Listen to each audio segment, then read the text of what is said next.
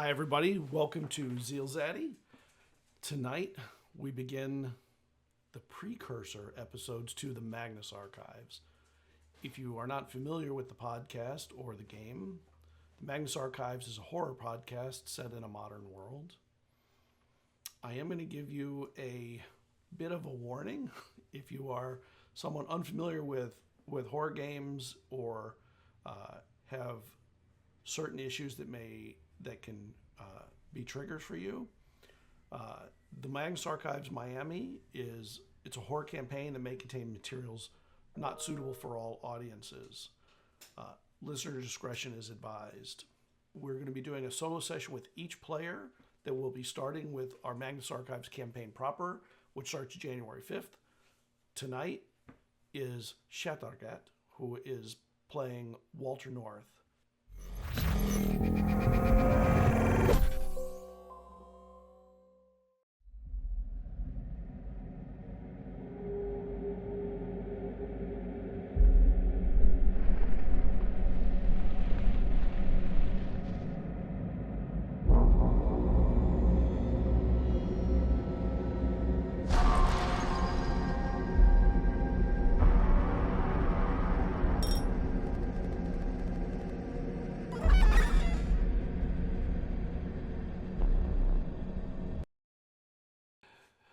Welcome, Walter.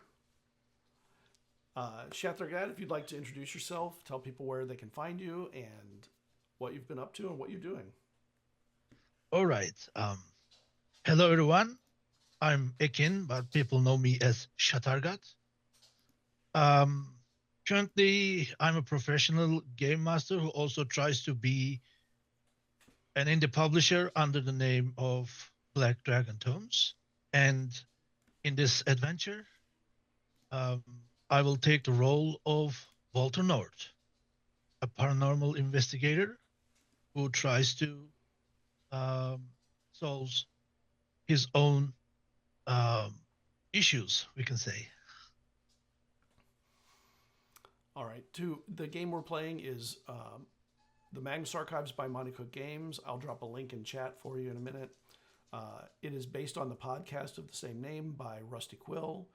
It is an amazing podcast. If you haven't heard it, definitely go check it out. They've now moved on from the Magnus Archives to the Magnus Protocol. Also excellent. But we're going to get started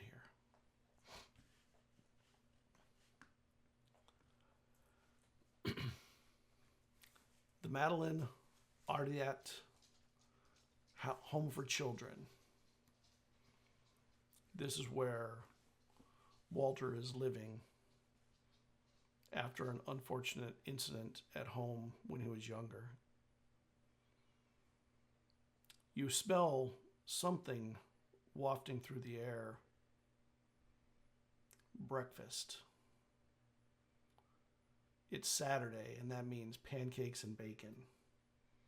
But it's dark in your room. The other 11 kids in here, they're all sleeping. You, of course, you're a friend of the night. You wake up frequently, sometimes in a sweat, sometimes cold, all the different manifestations of a troubled life. You can tell, though, by just peeking through the window that dawn is still a little ways off. Your best friend, Trey, he's a heavy sleeper and a snorer. He never gets up early. So he always leaves you time to explore and just think in the morning anyway. The nice thing is, Mrs. Mila, she makes the pancakes. You are at home.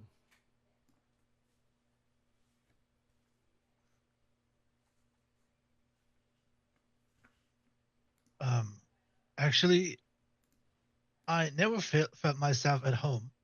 I'm always a passenger. I always check the surroundings. And in this Saturday morning, the first thing I do is opening up the door and check the corridors. Probably because of the nightmare I saw last night.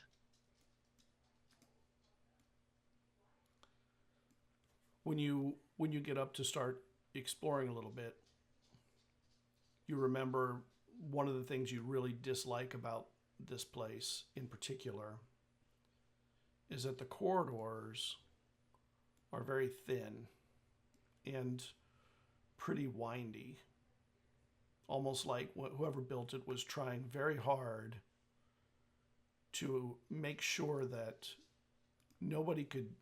that all the spaces were isolated from each other except one big space, the dining hall.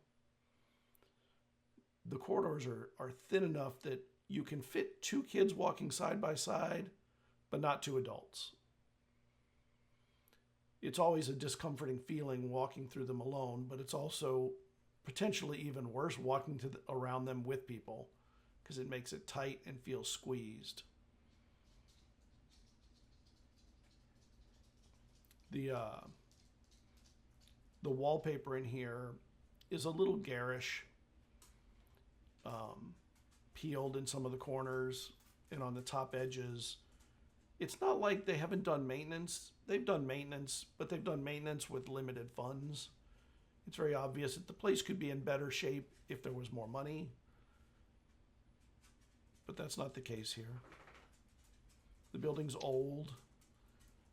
Matter of fact, from what you remember, when you first came here, they told you it had been built in the late 1800s. So this may be one of the older buildings you've ever seen in Boston. And you start walking the halls on your way towards the smell. You know that the smell is, of course, coming from the kitchens, which is across the dining hall.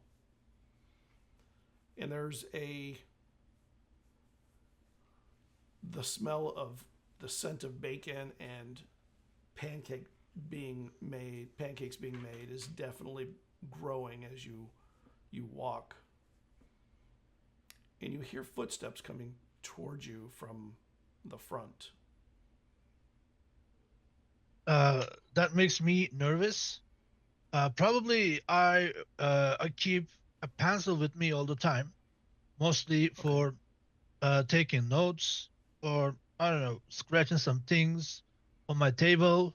And sometimes maybe I will need it for defending myself against something. Because sometimes those nightmares feel so real. But I know that even if they are real and I survive from those nightmares, when I talk about them, no one will believe me. So I'm on my own in this whole big world.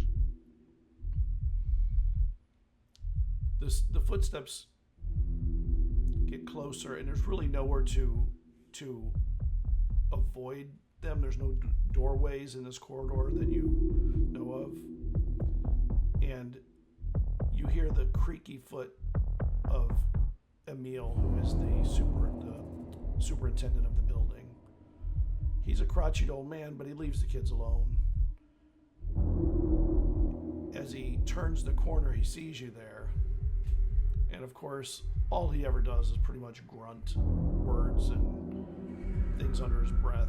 Generally, you catch a few of the words, like, stop burning my behind you brat. Out of my way. I need to go fix something. I'll just try to step away and wait for him to disappear and then come to you. Yeah, he's going past you, so he flattens on the wall to let you pass. He's got a screwdriver in his hand and a box of screws. I will probably watch him and his equipments for a couple of seconds, and then I will continue. Yeah, he turns the corner, heading to wherever he's going to fix whatever it is he needs to fix. And you're left in the hallway, still heading in, still in the direction of where you wanted to go. Good thing is there's no restrictions on you being able to walk around the public parts of the orphanage. It's also your school, by the way. And you get to the end of the corridor, and you're at the dining hall. It spills out in the dining hall. The dining hall is the largest room in the home by far.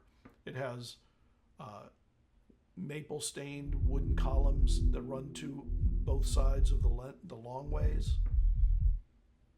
On one side, there's a big fireplace that's been boarded up for some time.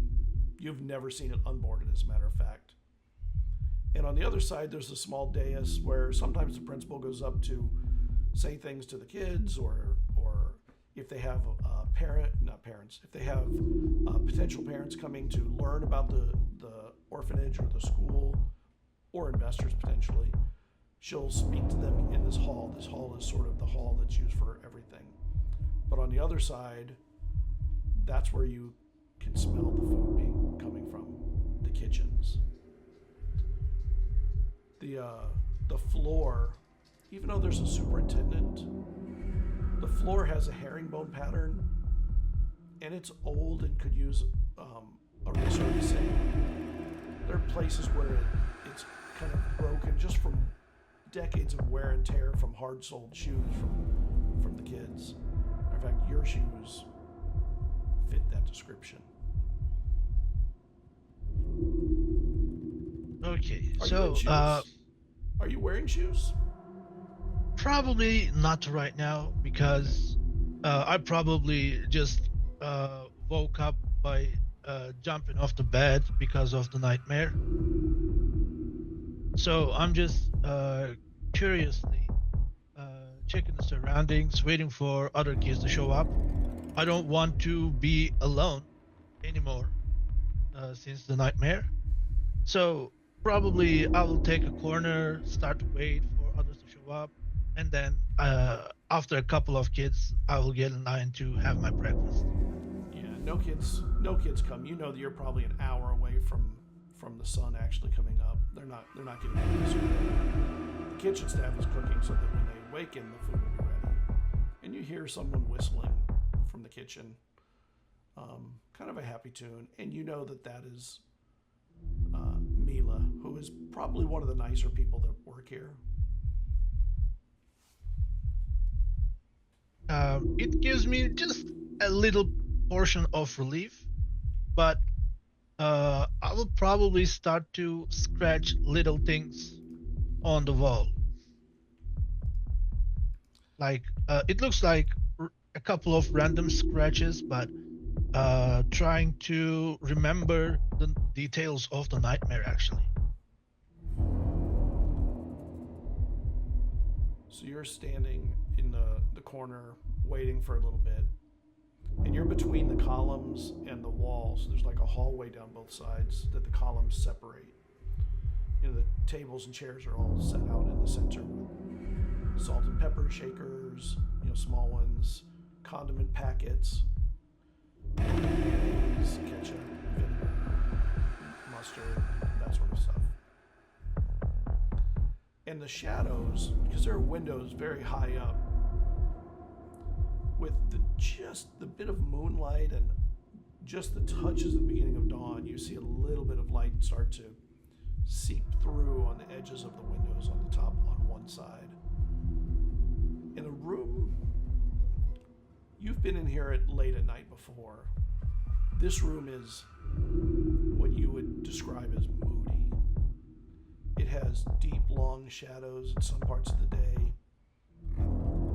bright streaming sunlight in the middle of the day, and at night, those windows seem to pull in just enough moonlight to make it feel like it's lit by candles from above. Not enough to do much, but just enough to kind of deaden your vision a little.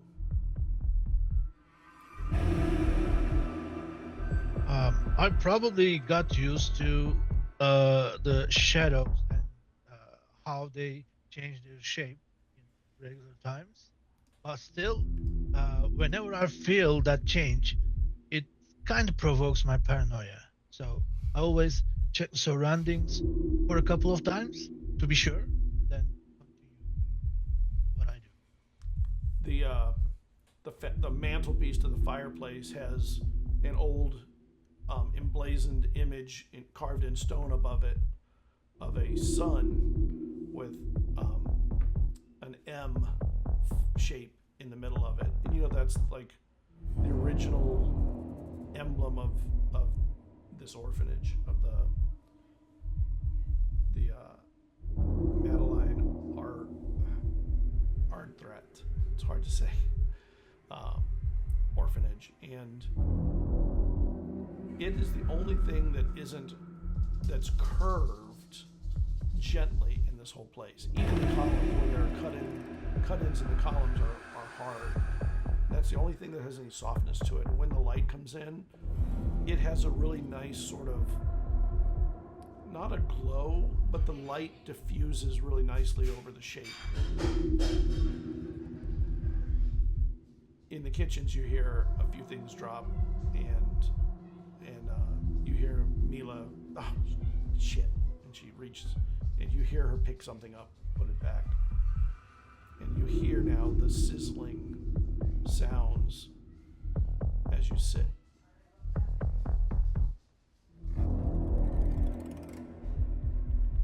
Probably after some time, I will get close to the kitchen and try to peek inside, because seeing other people gives me some sort of relief.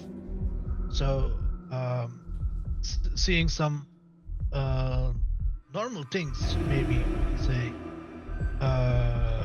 could be good right now, since no one else appeared yet.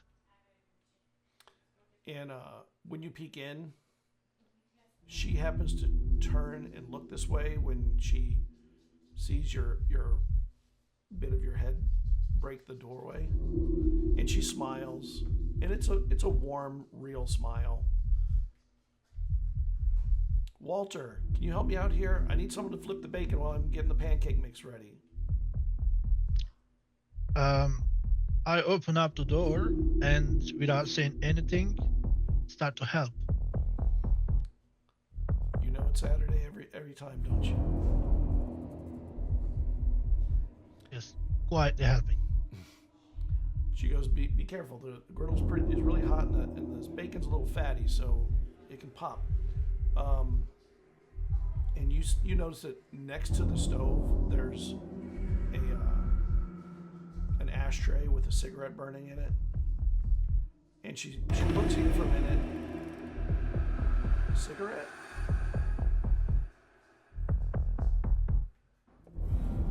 No. All right. And there are other people way in the other back of the room, and she's like, "Don't worry about them. They'll pick up shortly. They gotta wait for their coffee. You know, some people can't start without a bit of coffee in the morning." And she gives you a fork for turning the bacon.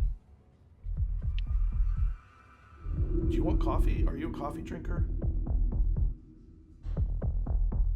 I'll probably take some water. All right, give me a moment.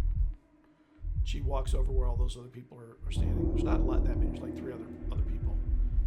And she gets a glass out of a cabinet, pulls it down and turns on the faucet, fills it with water and brings it over. All right, get flipping that bacon. It's not going to flip itself. You having a good morning? Look.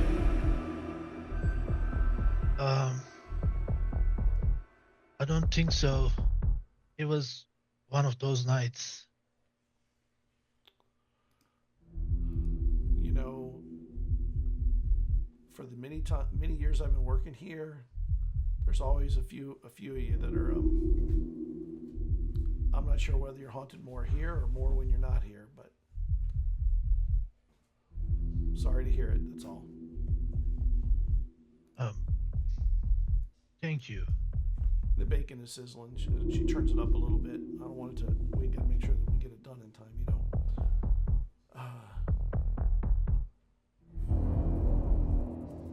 She takes another drag of her cigarette. While you're doing it, some grease spatters pretty hard up on your hand, and you feel a little burn from the heat of it. Damn, that thing! That's turn it up so much. Hold on a second. And she walks over to the wall, and there's a little first aid kit. She gets a little cream. All right, I'm sorry about that. It shouldn't have had you doing that. cream on your hand, and don't worry about the bacon. They're about done anyway. Hold on a second. And she takes a little bit of the bacon that is off on the side. She throws a couple pancakes around it and wraps that in a napkin. Here you go. You get on your way. Don't let them know you're getting a double portion or nothing. I don't want to get in trouble for this. I don't want I start to feel like, I mean, it was something I didn't expect, something good from people actually. Like, probably because of my nightmares, people were mocking me or not take me serious. So having this kind of rare moments are kind of confusing me and shocking me a little. So I have a little smile on my face, and I just nod and say, thank you again for the water. No worries. You're getting a little bit older there. You're going to start looking at girls soon, so, be careful of them. Well, the food will actually be ready in about an hour. So go, maybe get a little bit of sleep before the night gets through, maybe. What do you think?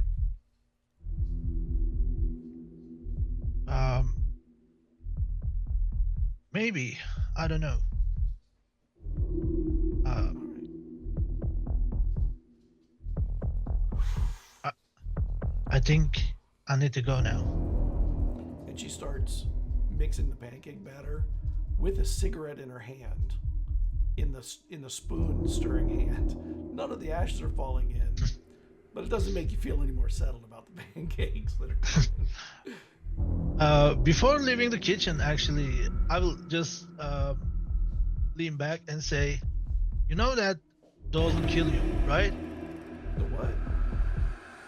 Cigarettes. These are Newports. They're light.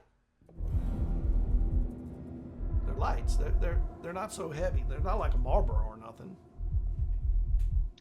Like that would change anything. Anyways, I'll leave the kitchen.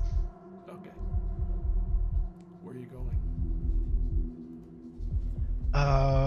Probably somewhere that I could think that it's a safe place, so I can eat my extra portion. Okay. Well, you have to go through the dining hall again to get back to the other half. This half is all staff and the kitchens, so there's not really anywhere for you to go over here. So you go through the door you came in, and you're in the dining hall, and you can see a little bit more light coming through. And you can almost swear that you are feeling a warmth that wasn't here before.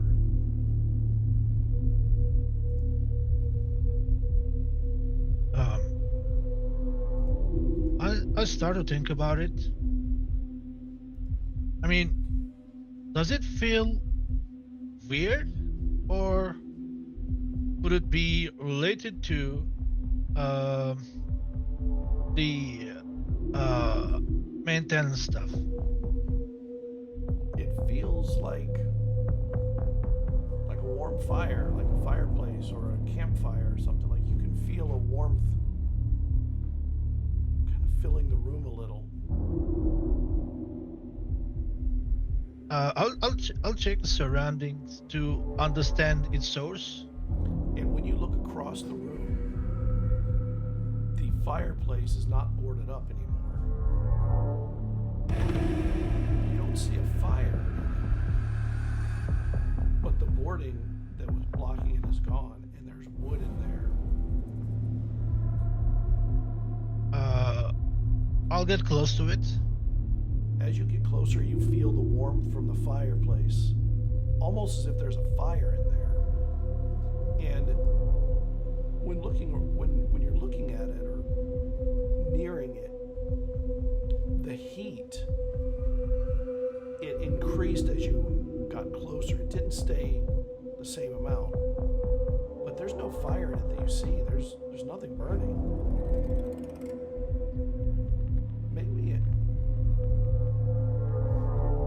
reach in, you feel the heat of a fire on your hand, and you see that the wood all of a sudden you can see has, like when you look at a fire on wood, if the fire wasn't there, the wood would very slowly change and burn. You can see like a blackness kind of extending across wood, and you see that, and your hand is actually, you can feel it got burned from a fire, and there's no fire there. I'll try to reach out the wood and try to get it closer to the fire to see if there's any change.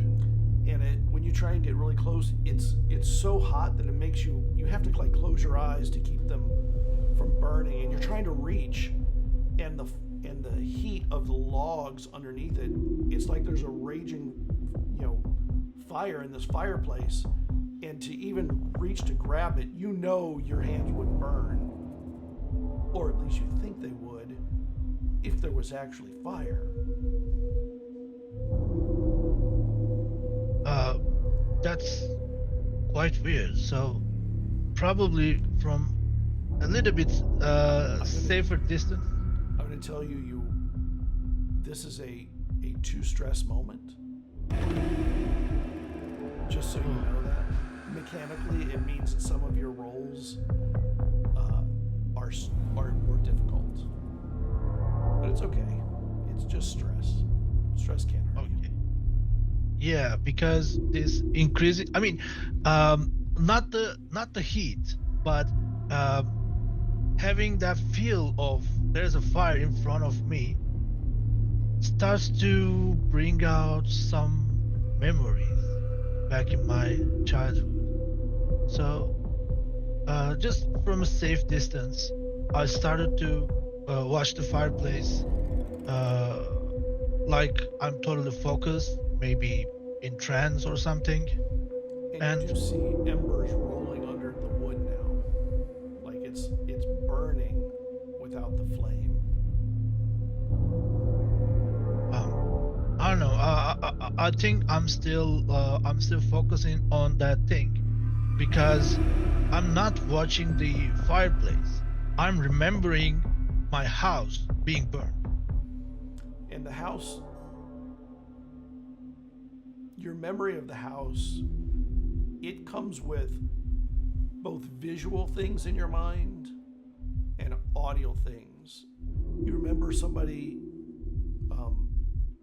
seemingly at a distance yelling out, "Walter, Walter, Walter."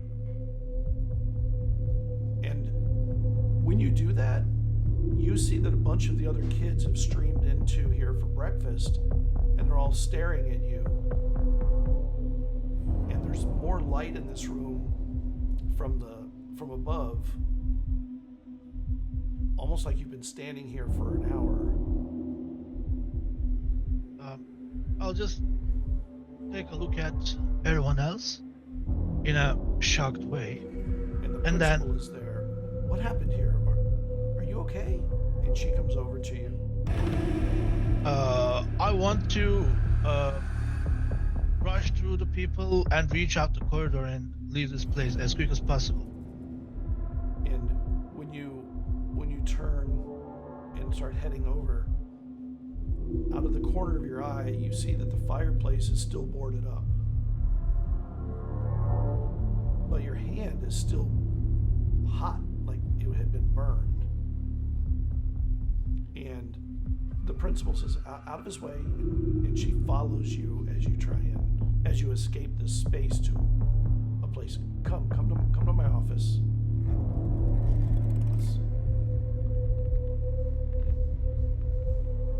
Do you follow her, or do you go do something else? Actually, I just want to leave this place. I just want to go back to my room. Maybe get myself under the blanket. Okay. And you go to your room. To her credit, she leaves you alone for a little bit, and she lets you be there. A few minutes later, your friend, not a few minutes later, 10 minutes later or so, your friend Trey comes in. Trey Jacobs. He came in around the same time as you. He doesn't think he's ever going to get adopted. He doesn't think you're going to get adopted. He doesn't think more than half these people are ever going to get adopted. Yo, Walter, what's up? What's up? What happened out there? And he kind of pulls at your cover a little bit, your sheet. You all right? You all right? And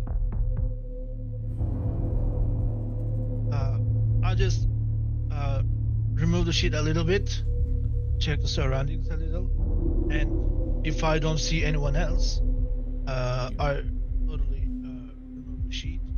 And probably while removing the sheet, I will also try to cover my portion with it, because I don't want anyone to if they still didn't see it. So I'll just rush toward the door and close it, and go back to the bed, and then. What happened to your hand there? You got blisters on it.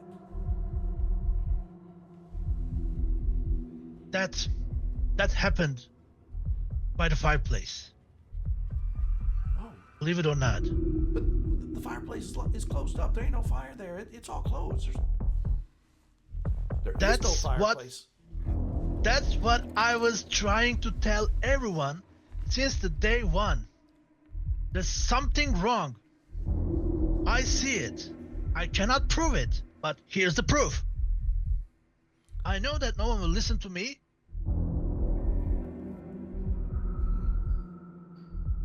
Well, I'm listening. And he sits down at the edge of the bed. I'm worried about you. You ain't getting no sleep, you know. I don't get up much at night, but I do wake up occasionally, and you're almost never in bed. And when you are, you're just moving about like you're fully engaged in something. Just think about this. Sometimes you see a nightmare, but sometimes you see something that's real, and sometimes you cannot understand if it's a nightmare or not. And I'm in this particular point right now. I know that there was no fire, but how can you explain this? I know that there's something wrong with it. Since that moment, that eyes I saw at the door, I know that. I knew that there's something wrong. And you know what?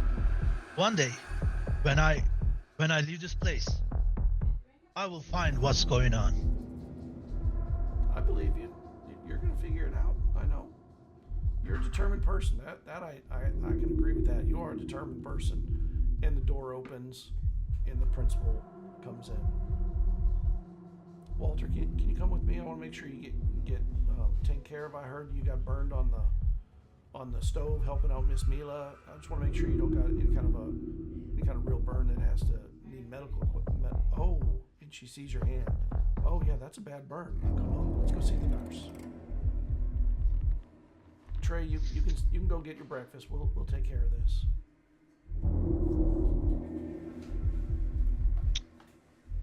Every single day. Anyways, I will follow her. And she takes you to her office, and there's a nurse waiting in there, and her assistant's there. And her name, by the way, is Mildred. Miss Mila told us what happened with your hand, that you got burned making helping with bacon. I want to say thank you for throwing in some help. And the nurse is putting cream on it and wrapping it while she's talking. And she said you were a big help.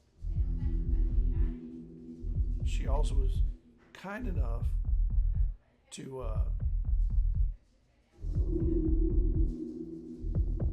put your to take your cigarettes for you and make sure you didn't get in trouble. But I gotta say, I'm a little disappointed you were smoking in here. It is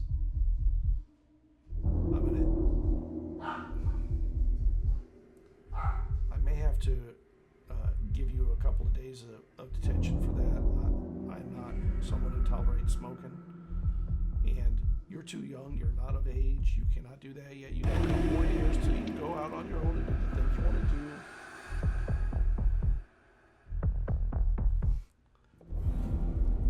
They're the same hand.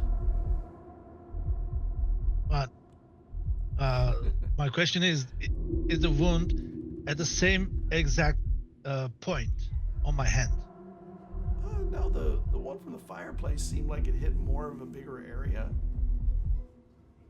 But to the principal, it's a burn from the bacon grease, from the spatter. Okay.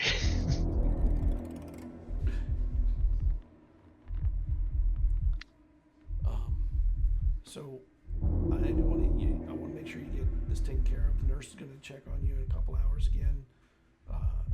It doesn't look like there's severe burns. Just you got a blister on one hand though. That's probably going to have to be popped. Get the pus out of there, but not yet. We got to let it cool first. So the nurse will check on you in about an hour. Why don't you go down and get yourself some pancakes and bacon and have. Unless you don't want to be with anybody, we can have it brought to your room if you'd like. Yeah, whatever. All right, I'll make sure that we'll have it brought to your room. I'd rather you not have to face the kids at this moment. You know, kids can be a little bit tough on other kids that are struggling with things.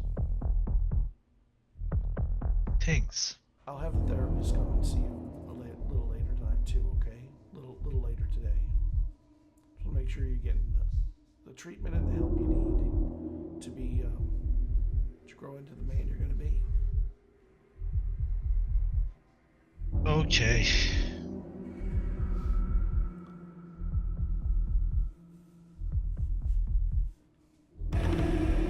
So I start to feel like, I mean, if I try to make them understand what I'm going through in my mind, I know that they won't believe me. And when I try to take a look at it from an outside perspective, it sounds like nonsense, but I know what I saw. I know what I'm living through with all my nightmares and stuff. So, actually, the only thing that's in my head is leaving this place as soon as possible. Because I know that these people don't have the answer. Am I really going nuts? Or is there something real outside of people's comprehension? Well, you already believe that there's something outside most people's comprehension. Yeah, but I mean, what if I'm just a crazy person? What if they're right? It's always a possibility. It is. So I have to check it out. I have to find the truth. And you get back to your room, the nurse takes you in there, and pancakes and bacon follow. And you have a little time alone, and you didn't sleep well. You feel like the night got away from you again. And your eyes get heavy as they do. And you feel your eyes slowly close. You filled your belly twice now. Had something to drink that was nice and cool. You held the nice cold glass in your hand for a bit to help cool down the heat. And the next thing that you know, you're waking up in the middle of the night.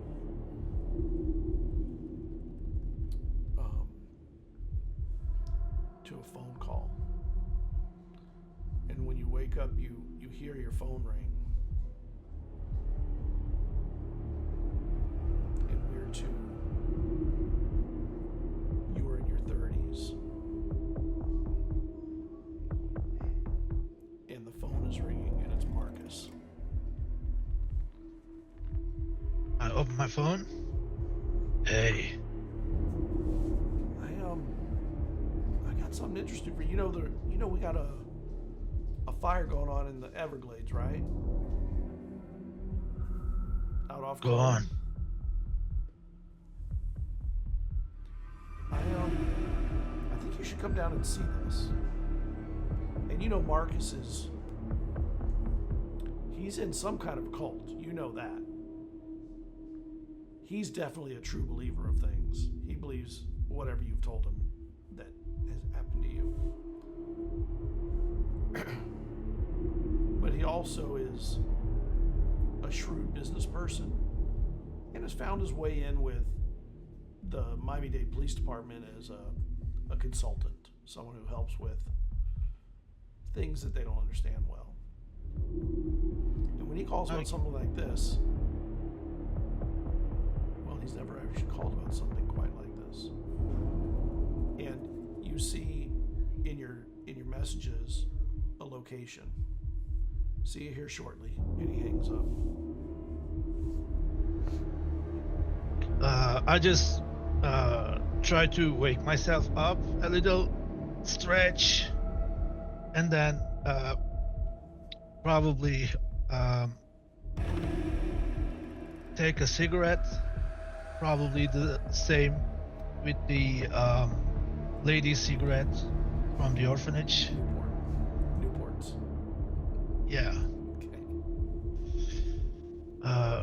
I'll just check the outside to see some daylight, or no, I cannot see the daylight because it's night, No, right? It's nighttime. Okay, so And probably yeah, I'll go on. Sorry. probably I'll get back to my sense of time when I see that it's night, and then I'll just take my jacket and just go outside to see the location. It's a bit of a drive. It is Chrome Avenue is the furthest east road that separates the wilds of the Everglades, which is a swamp, from the urban town, the urban center, not center, but the urban edges of society out here. Homes go out all the way to Chrome, and businesses do, and at Chrome they stop. The only thing east of that, the only major thing east of that, and right on the edge of the east of it, is the Miccosukee Casino, which is a Native American owned casino, named after and owned. But going further out that road, that's 8th Street. It's a long drive across, and as you're driving, even though it's night, you can see a glow up ahead from a huge forest of a fire.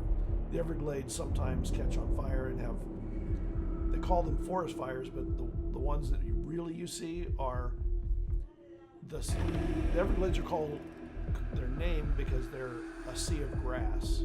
It's tall,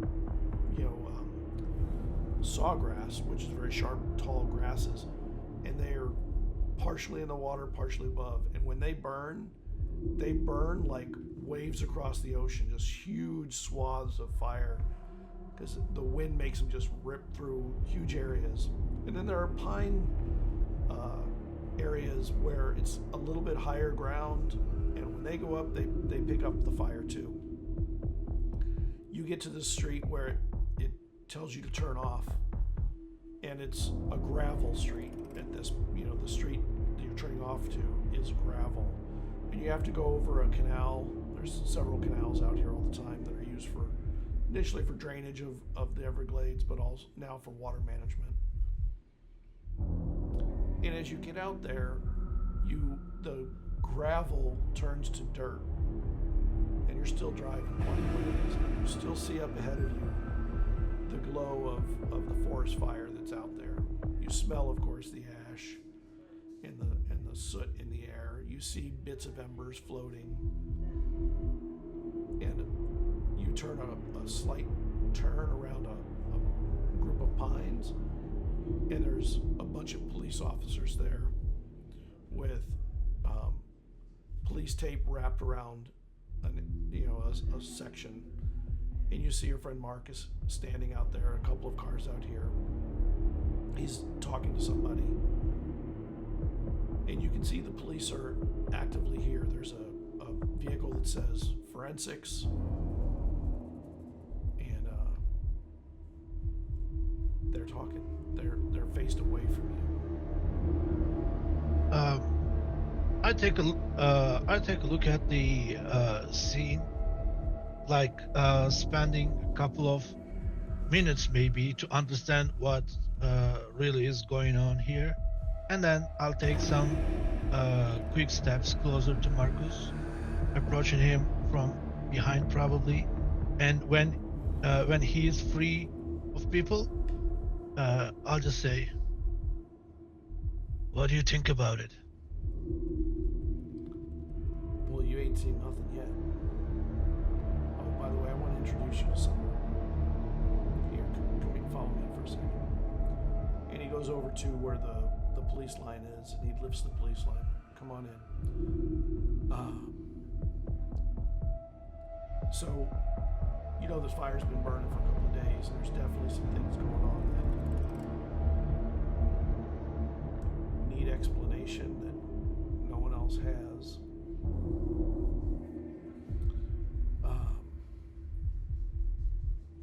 He walks over to this woman. She's thin, warm brown features, smooth skin, strong jaw. She looks young except for her eyes, which definitely look like they have some age and some wear to them. She looks you square in the eyes, and she puts out her hand. I'm Sienna Huxley. I work with the Magnus Institute. I've heard good things about you. And you've heard a little bit about the Magnus Institute from Reddit posts. Your friend Marcus has mentioned it once or twice, but the depth of information you have is limited. So I'm kind of giving my hand with a confused face. I'm probably looking at Marcus's face right now. Marcus slaps you on the back. You two are going to get along fine. And she goes, I heard you're the right person for this kind of stuff. Are you the right person? If you are looking for trouble, maybe. If you're looking for truth, definitely. Well, let me show you what we found here.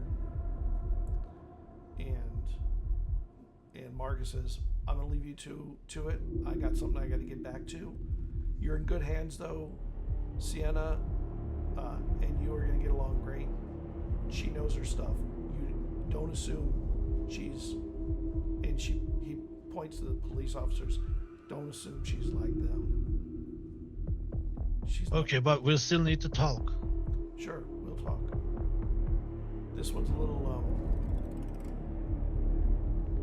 out of my league and kind of out of my understanding. And she turns and says, "Let's walk." Okay, Chief. Chief, I'm not a chief. I'm a director. So. Okay, Director. And she goes by the police, and the police officers kind of step aside. And as you turn the pine bend, you see an unusual scene. Oh, wrong. Hold on. I'm dropping an image to you, and I dropped the wrong image. Hold on.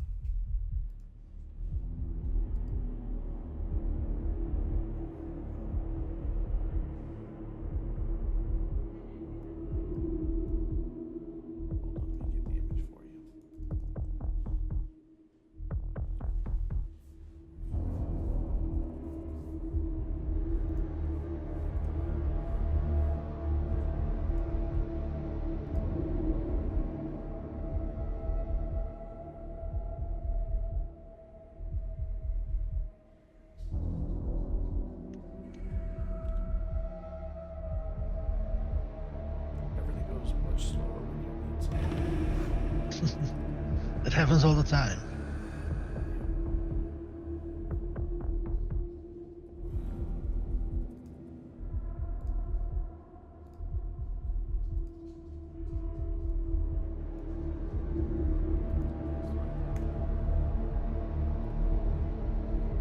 You get out there and you see a mound of burned skulls and bones, teeth, ash, wood, burned away wood underneath. And she looks at you and she goes, "What can you tell me about this?" Okay, so I got closer to this weird pile. In the first moment, it starts to bring back those memories once again, but not putting me into some sort of trance state right now. Instead of that, I just get closer to the pile, and I can say that I sniff the air to understand if there's any non-logical or unnatural smell around it. Well, there's only the smell of the fire and ash in the air. If there was a smell that was different, you would not be able to smell it here. Okay, then I'll start to touch it, but first I'll wear my gloves, and then I touch the ash and the bones, try to understand if there's some sort of clue that I can make an idea about it. Otherwise, it looks like some sort of massacre. Can you make me an investigation roll, please? And your investigation is... Let me open your character sheet.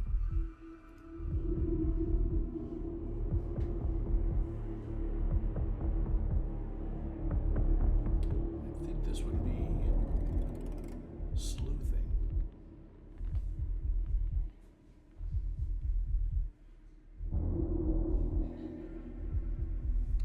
And I would even give you occultism. Yeah, so I'll let you do it with occultism, which you're trained in. So Okay. that's eased by 2. This is a level 4, so you need to roll above a 12. A 12 or above. Let's see. I have 17. Okay. So a few things do come to mind when you're looking at this. Although not right away, it takes a little time. But the first thing that strikes you suddenly is that all the skulls are facing outward on the edge. And the bones of their bodies are on the inside. This was not just a dumping of bodies. They were placed in a circle, all facing out. So it could be a part of a ritual, or maybe some sort of build of an altar or something. Maybe a specific sacrifice. I will. You even notice that the skulls stack as if the bodies were laid from the bottom up to a certain point, and then it collapsed under the weight of whatever the fire was. And you notice that there's a ring of dirt that is lower right around it, like a circle around the mound. And it's a near perfect circle. I will go back to the director and say,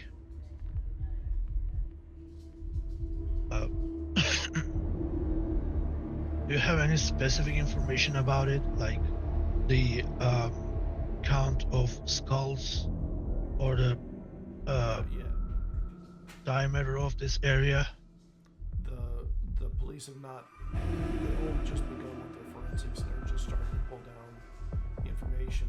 They're going to bring in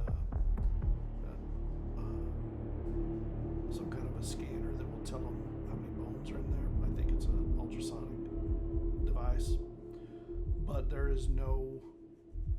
We can't do anything with what's in there until they're done. So I don't know, but they immediately called us because they're not used to seeing this many bodies at once. Okay, so we will need to have exact details about numerical values about this thing. And on the other hand, people should be careful about doing a research in here. There could be some clues, some sort of ingredients around it. Like, it looks like some sort of ritualistic sacrifice kind of thing. And she looks at it, and she looks at you. You have me intrigued. Tell me what you mean.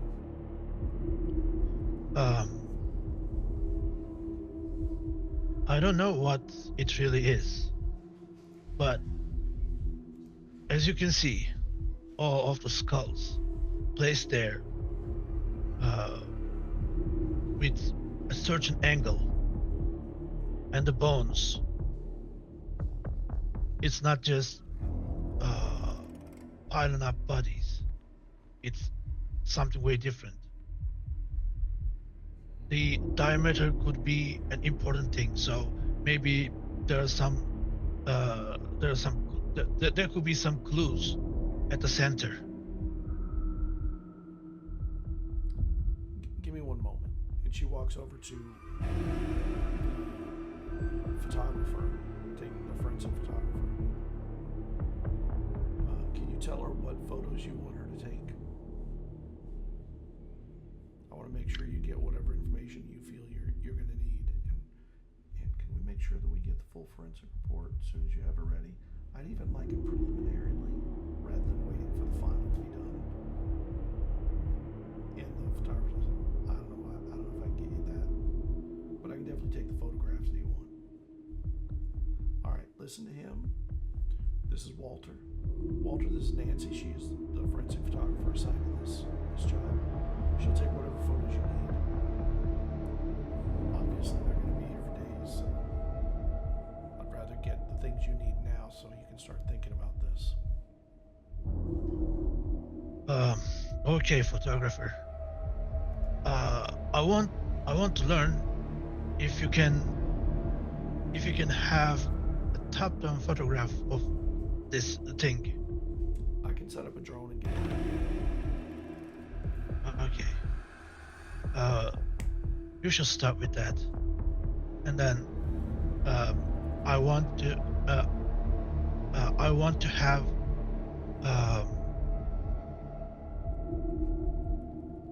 a detailed photograph with every angle. I want some photographs of the ground. The ground? To see, yes, maybe they could be they could use some sort of ingredients because of their thing here. Well, they'll definitely do a forensic analysis of the soil all around it. So that'll be coming. And after you take care of the outside of this pile, maybe we should call it an altar, I don't know. I need the details of the center of this area. this is where the fire started. The fire department's already made that determination. This was the center of the forest fire that is still burning out there. They finally put it out yesterday, and to their surprise, this was here.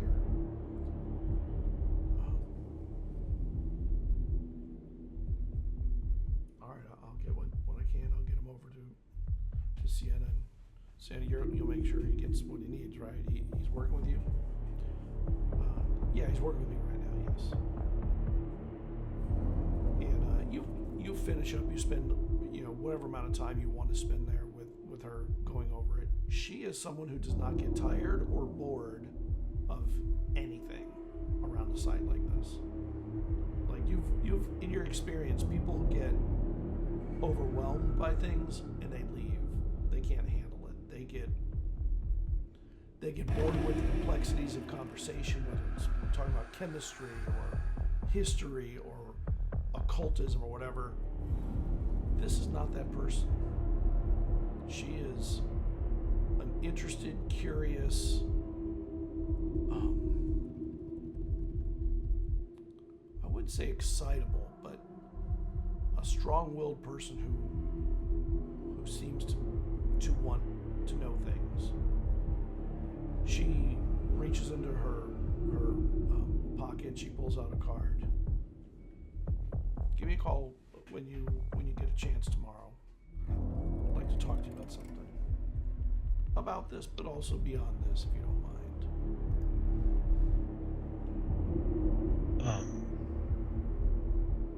Okay.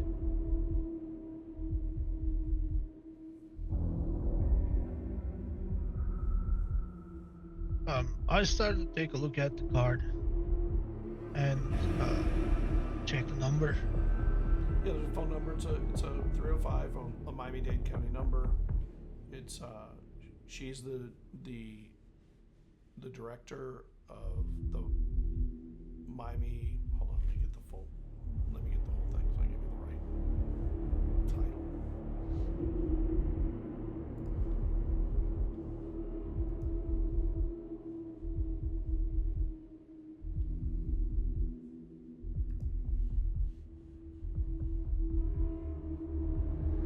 She's the Miami Division Director.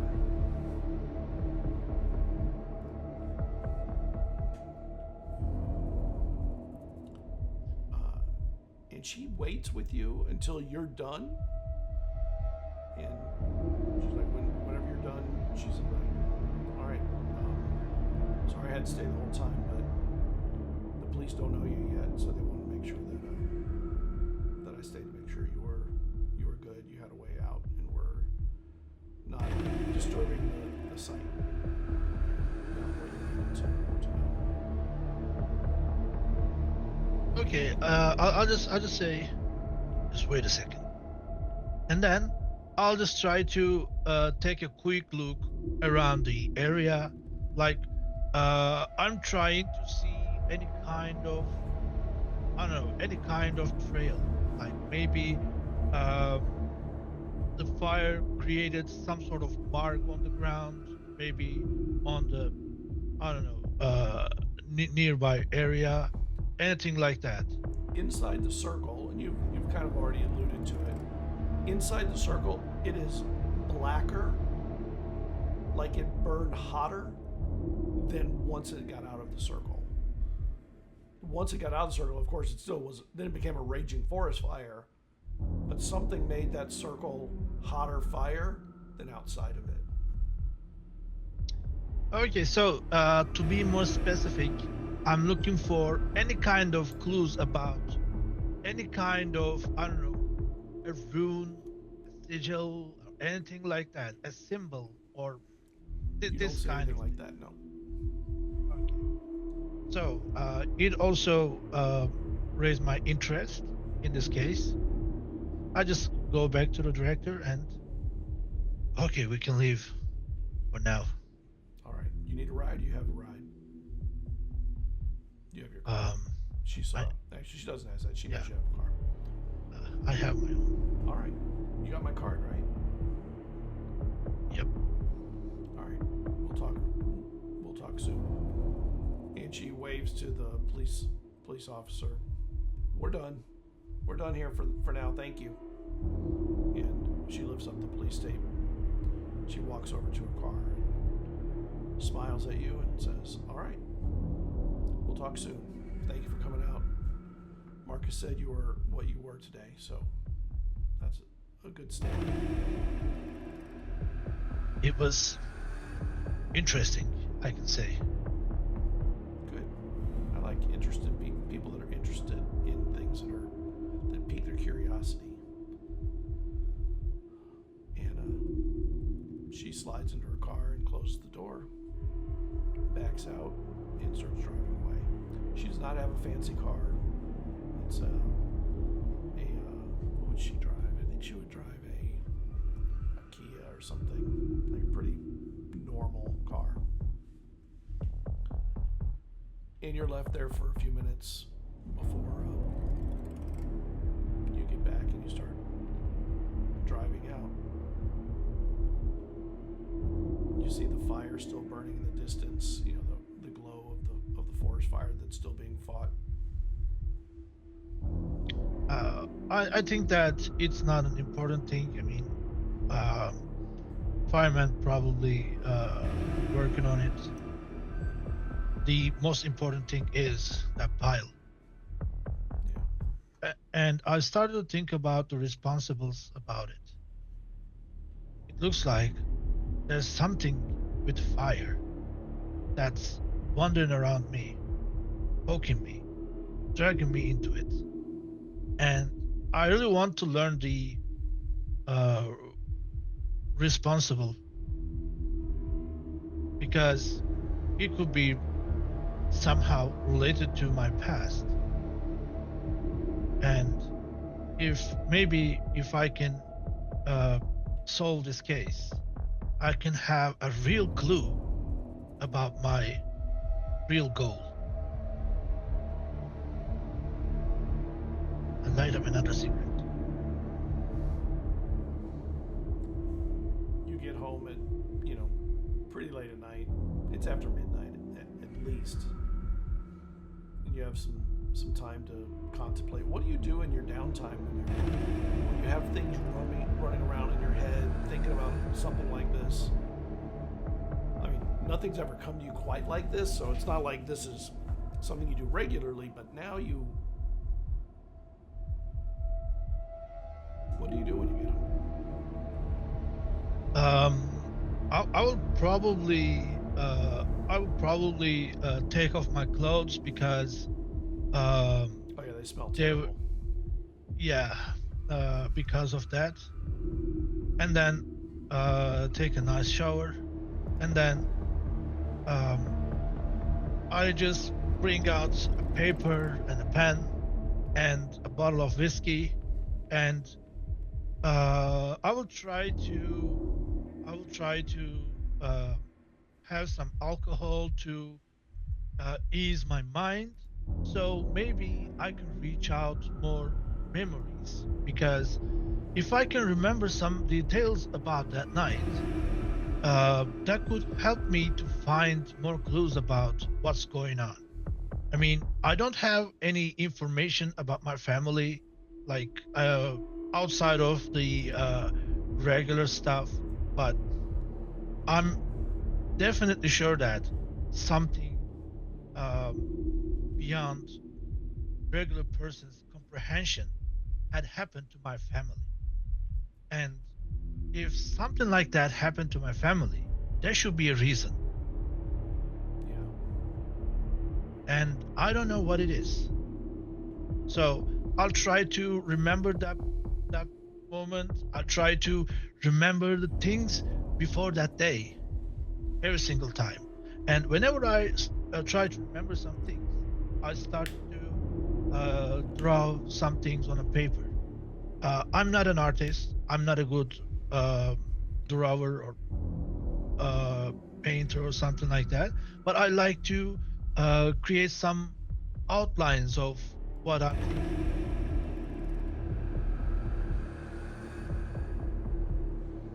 So you sit, there's a light above your desk,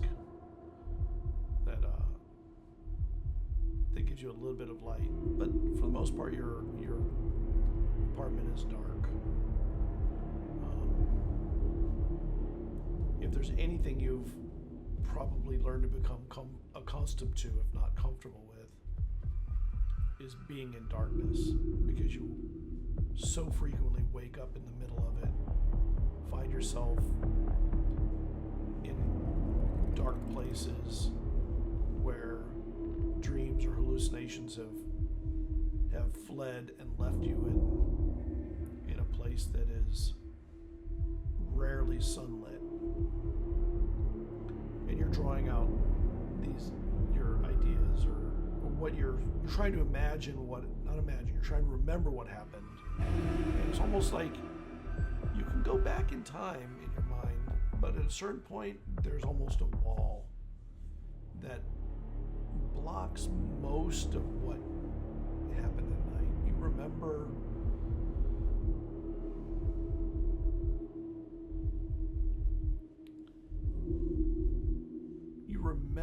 the feel of your home. It was a warm night, and you look over and you see that the clock reached 3:32.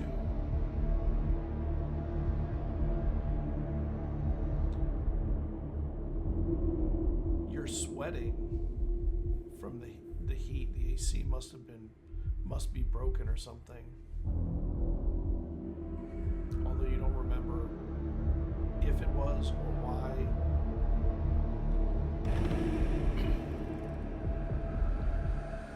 You look across the room, and it's so dark you can't even see the color of the wood on the door.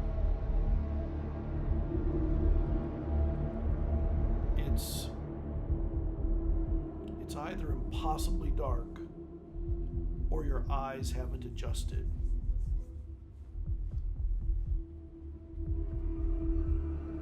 The window shades are pulled, which doesn't help.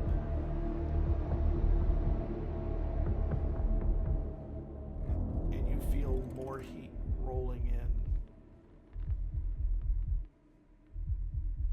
What do you do about the heat? Or what do you do about what's happening? I'm actually trying to remember who got me out of the house. Was it my father, mother, or the most confusing thing? Was it someone else?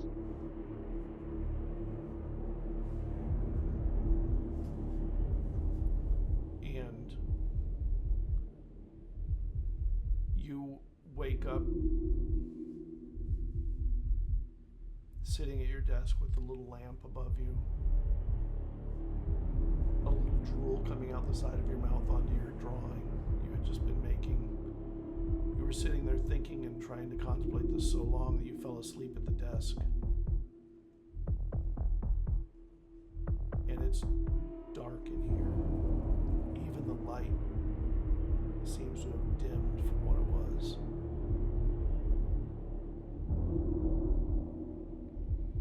And you smell smoke.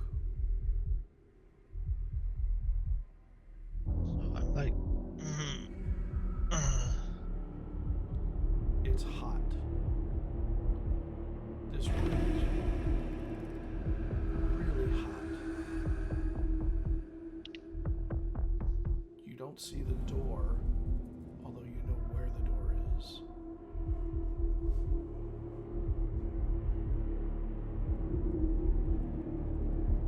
I'm still checking the surrounding, trying to have more insights, I can say. There's a little bit of color coming from behind your shutters, like a yellow-orange glow. Maybe the sun is coming up, but it's moving too much. The color is shifting a little. getting closer to it. And as you do, you feel the heat coming from outside.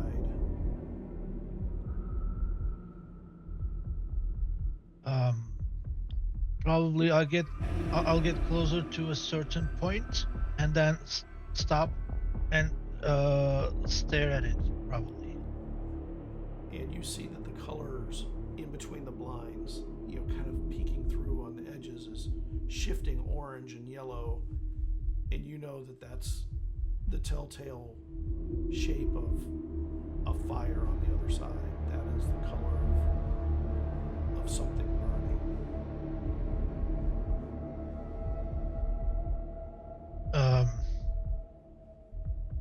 I'll try to touch the shaders. They're hot. And they're not burning, but they're hot.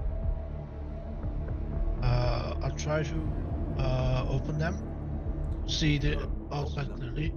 Okay, when you go to open them, these are Florida blinds. You kind of turn a little handle, and they kind of do this. And you go to turn them, and there you realize there's a fire outside your house, your apartment, burning, raging outside the windows, and that the heat is just searing. The window is even, you can hear it beginning to crack from the heat. I'll try to find the door. I'll try to find the door. When you do, you turn to where you see the door, and it's open, partially. And there's a figure standing there, and he blinks, and you notice his eyes aren't normal. They're orange and yellow and black, and they smolder like a fire pit. And he looks at you, and he closes the door. I just froze because I always sense its presence somewhere in my nightmares, but never faced it like this before. I don't know what to do. And then you see smoke rolling in from around you, because behind you is the window. And the heat is getting a little stronger. So, and you hear maybe a siren? No, wait. It's your cell phone.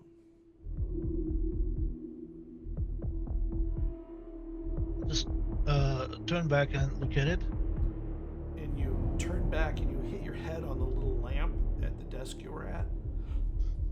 And the cell phone is ringing right there.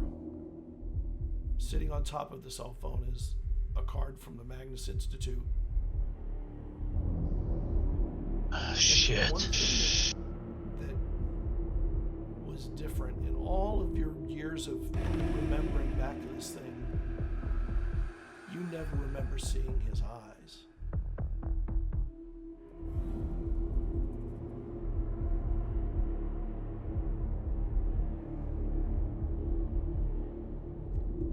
And the phone is still ringing. I just try to sketch the eyes on the paper. Okay. And then open the phone and say, "What?" Hey, it's Marcus. I just checking to see how it went last night. Boy, your voice is pretty rough sometimes, I gotta tell you. Especially in the mornings. How'd it go with Sienna? It was... I think you put me on the right track this time. Oh. Awesome. Yeah, she's good. Alright, well, I gotta go to a breakfast. I just wanted to check on you, see how it went. I was kind of excited the two of you got to finally meet. I'm gonna be out of sorts for a couple hours, and then after that I'll check in again. But of town for a few days after that, so I just want to make sure you two. I don't know. I just thought it was the right kind of thing for you. That's definitely the kind of scenario that you would know more about than I. Let's hit the bar tonight before you leave. There's some things we have to talk about. Awesome. Yeah, I'll do it. I'll be leaving tomorrow, so I'll be good later. Give me a call later when you free up. Okay. All right. Take it easy. And he hangs up. And there's light coming in from the shutters that are closed. The light is kind of late morning light. It is not early.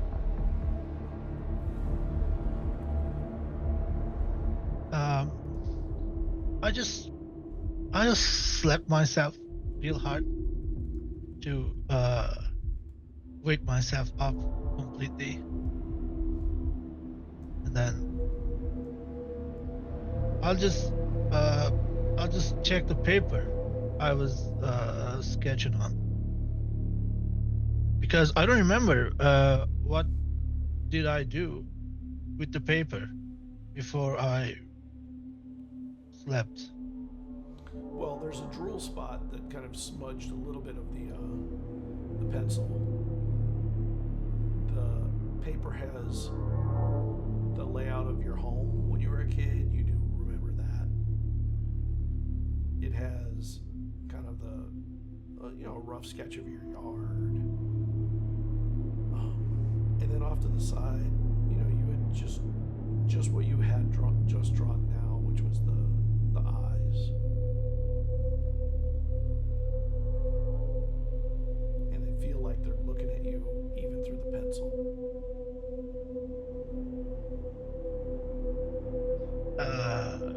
That just makes me angry a little.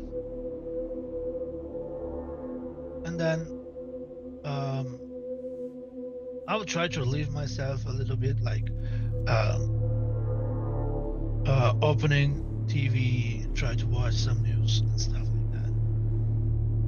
And you bring yourself down through the television set, watching whatever dumb shows are on in the middle of the afternoon or in the middle of the late morning. There is eventually a news report saying that a mound of bodies was found in the middle of the fire, and not very much information is being released at the moment, but the police are investigating.